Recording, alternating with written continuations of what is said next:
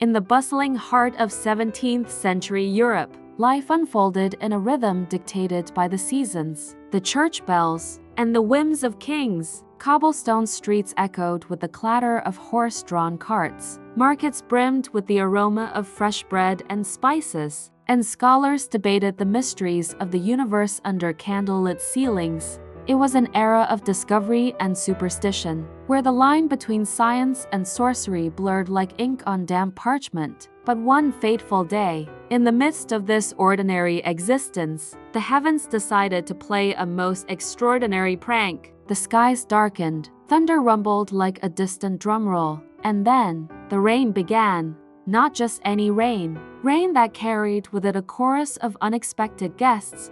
Frogs, real, live frogs, tumbling from the clouds like misplaced jewels from a giant's pocket. Imagine the scene: villagers in their woolen cloaks, hurrying home from the fields or the town square, suddenly pelted not only by water, but by wriggling, croaking amphibians. They splashed onto rooftops, bounced off market stalls, and landed in puddles with indignant splats. Women shrieked as frogs hopped into their skirts. Children giggled and chased them through the mud. Men paused their labors, staring upward in bewilderment. "What sorcery is this?" one might cry, while another muttered prayers under his breath. Yet, astonishingly, amid the chaos, outright shock was rare. In those days, the world was steeped in the belief that nature was a canvas for divine messages. A comet streaking across the night sky, a portent of war, a bountiful harvest, God's favor. So, a shower of frogs? Clearly,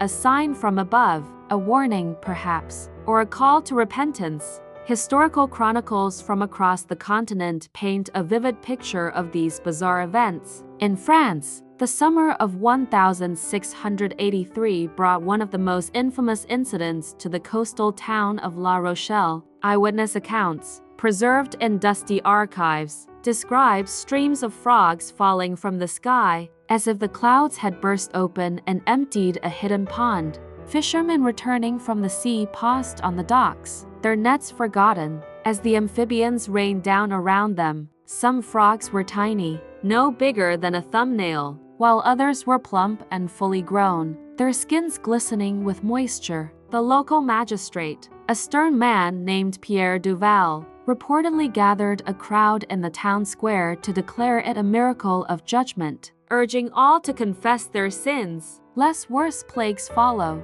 Not far away, in Britain, similar wonders unfolded. In 1698, during a particularly stormy July in the countryside of Norfolk, farmers claimed that not frogs, but fish rained upon their fields. Silver-scaled herring and perch flopped onto the earth, some still twitching with life. One farmer, a burly fellow named Thomas Hargrove, later recounted in a letter to his brother, "The sky opened like a fisherman's net, spilling its catch upon our barley. We gathered them by the basketful. Enough for a feast that night." Indeed, pragmatism often trumped piety. Families wasted no time in turning the heavenly bounty into supper. Roasted over open fires, seasoned with herbs from the garden, these skyfish became an impromptu delicacy, shared among neighbors with tales of the storm. Italy, too, was no stranger to these celestial spectacles. In the rolling hills of Tuscany, around 1702, priests in Florence documented a downpour of small birds and insects, interpreting them as divine punishment for the city's excesses. Father Giovanni Rossi, a Jesuit scholar, penned a sermon that circulated widely. "Behold, the Lord rains down his creatures to remind us of Noah's flood. Let not the proud ignore this omen, for the heavens speak in tongues of feathers and wings." Churches held special masses, with altars adorned by preserved specimens, frogs pickled in jars, fish dried and mounted as relics. Pilgrims traveled from afar to view these holy artifacts, donating coins that filled the church coffers. But not all responses were so solemn. Enterprising locals saw opportunity. In one village near Rome, apothecaries ground the fallen frogs into ointments, claiming they cured warts and fevers. Miracle bomb from the skies, they'd hawk in the markets, turning divine intervention into earthly profit. As decades passed, these living rains continued to puzzle and inspire. Reports trickled in from Spain, Germany, and even the distant colonies in the New World. Patterns emerged. Most occurred in summer, during humid thunderstorms that swept across the landscape. Why frogs and fish specifically? Why not stones or leaves? The questions gnawed at the curious minds of the Enlightenment era. By the 1830s, as science began to eclipse superstition, naturalists took up the challenge. In France, André Moreau, a pioneering biologist from Montpellier, investigated a fish rain that struck his hometown in 1837. He arrived at the scene mere hours after the event, notebook in hand, interviewing witnesses and collecting samples. The air, he noted, carried a faint tang of salt and seaweed, despite the sea being over 50 kilometers inland. It was as if the ocean had been lifted and relocated, he wrote in his journal.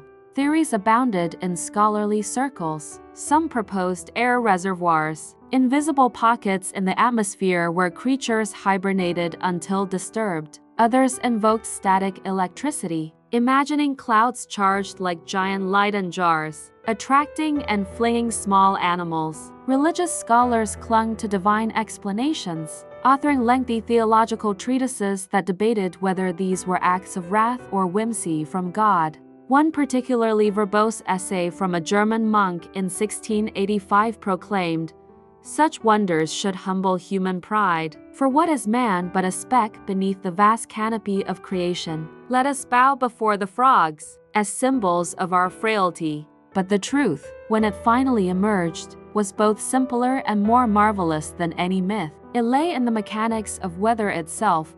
Waterspouts. These are nature's sneaky tornadoes, forming over bodies of water like ponds, lakes, or shallow seas. Unlike their land-based cousins, waterspouts are often mild, twisting columns of wind and vapor that can suck up lightweight objects. Frogs basking on lily pads, schools of small fish near the surface, carried aloft on updrafts. These unwitting passengers might travel miles, even tens of miles, before the spout dissipates. Then, gravity takes over.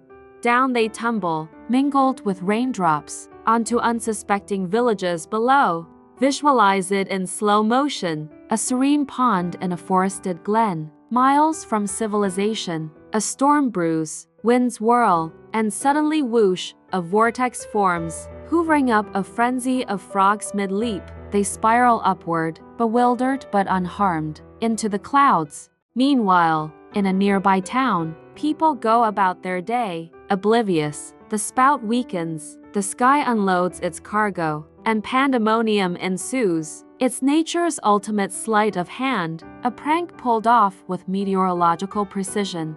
These phenomena aren't relics of the past. They persist into our modern world. In 2005, in Serbia, a shower of frogs startled residents of a small village. In El Salvador, annual fish rains in the town of Yoro are celebrated as a cultural tradition, with locals collecting the bounty for meals. Australia has seen tadpole downpours, and even the United States isn't immune. Reports from California in the 1990s describe jellyfish falling inland during coastal storms. Science now explains it all. Doppler radar tracks waterspouts, meteorologists model wind patterns, and biologists study how animals survive the journey. Spoiler: many do, thanks to their resilient bodies. So, if you're ever caught in a storm and feel something more substantial than rain hit your umbrella, don't panic. Pause, look up, and smile.